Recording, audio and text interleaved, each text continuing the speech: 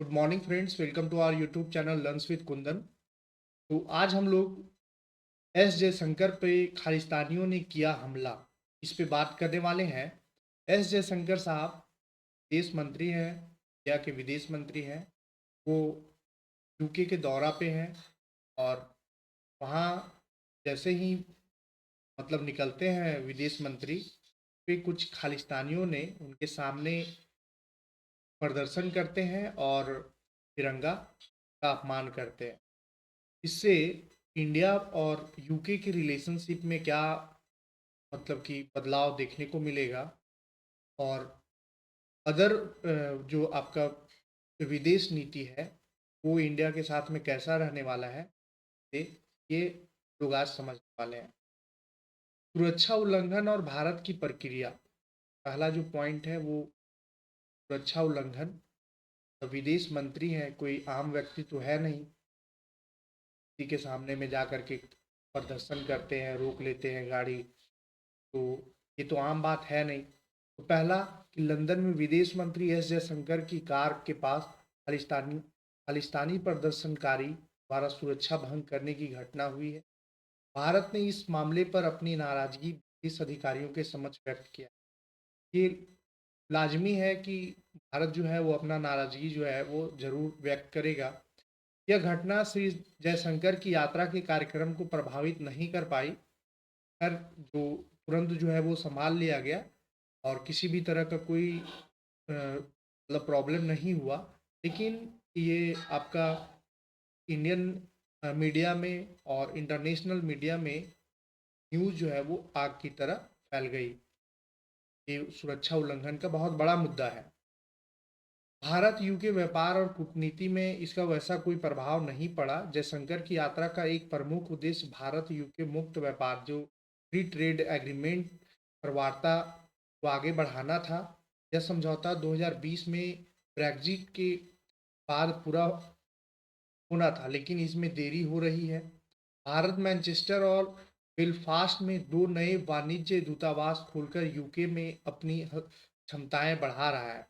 भारत जो है मैनचेस्टर और बेलफास्ट में दो वाणिज्य दूतावास खोला है, ठीक है, और जिससे यूके के साथ में अपना जो इफिशियंसी, अपना जो क्षमता है वो बढ़ाना चाह रहा है।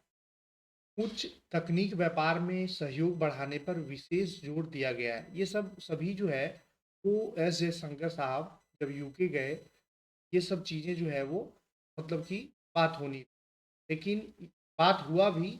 इसमें कोई खालिस्तानी कितना जो आपका तिरंगा का अपमान किए, प्रदर्शन किए, इससे कोई प्रभाव तो नहीं पड़ा, लेकिन एक न्यूज की तरफ फैला। तो मैनचेस्टर और बेलफास्ट में वाणिज्य दूतावास खोलने का प्रस्ताव है। और भारत ईयू व्यापार समझौता, जिसको बीटीए के नाम से जानते हैं, भारत और यूरोपीय संघ ने अपने द्विपक्षीय व्यापार समझौते बीटीए को 2025 के अंत तक पूरा करने की प्रतिबद्धता जताई है। यह वार्ता 2007 में शुरू हुई थी और अब नए सिरे से तेजी पकड़ रही है। वैश्विक भू राजनीति और भारत की स्थिति कैसी है, पे भी चर्चा विदेश मंत्री जो है वो करते हैं। अमेरिका के साथ व्यापार में आयात शुल्क, अभी आप देख रहे होंगे कि जब से ट्रंप प्रेसिडेंट बने हैं, तब से सब पूरा का पूरा जो वर्ल्ड है वो उथल पुथल हो चुका है। और ट्रंप बोल रहे हैं, नेशन फर्स्ट का नारा स्लोगन दिए हैं, में जो जैसा उनके साथ में कि शुल्क लगाएगा वैसा ही वो भी लगाएंगे। तो आयात शुल्क पर भारत की सुलह पूर्ण स्थिति में भारत यूके और भारत ईयू व्यापार वार्ताओं को गति मिल सकती है। यूरोपीय संघ भारत के साथ अपने व्यापारिक संबंधों को और मजबूत करना चाहता है, खास करके ऐसे समय में जब भारत यूरोप अधिक भरोसेमंद भागीदारों की तलाश में है। यह यात्रा उस समय हुई जब लंदन में नाटो देशों का एक शिखर सम्मेलन हुआ, जहां यूक्रेन को समर्थन देने की प्रतिबद्धता जताई गई थी। लंदन में नाटो का शिखर सम्मेलन था और उसी सम्मेलन में भाग लेने के लिए विदेश मंत्री एस जयशंकर साहब जो है वो पार्टिसिपेट करते हैं। और इस बीच जो है वो घटना घटती है। खालिस्तानी प्रदर्शनकारी जो हैं वो की गाड़ी के सामने प्रदर्शन करते हैं, खालिस्तानी झंडा लहराते हैं और तिरंगा का अपमान करते हैं। तो जिसमें भारत जो है वो अपना नाराजगी भी जताया है। इस तरह से सुरक्षा चूक हुआ है। ये आपका पूरा का पूरा न्यूज़ था। तो नेक्स्ट सेशन में फिर से मिलेंगे। तब तक के लिए आप अपना ख्याल रखिए। धन्यवाद।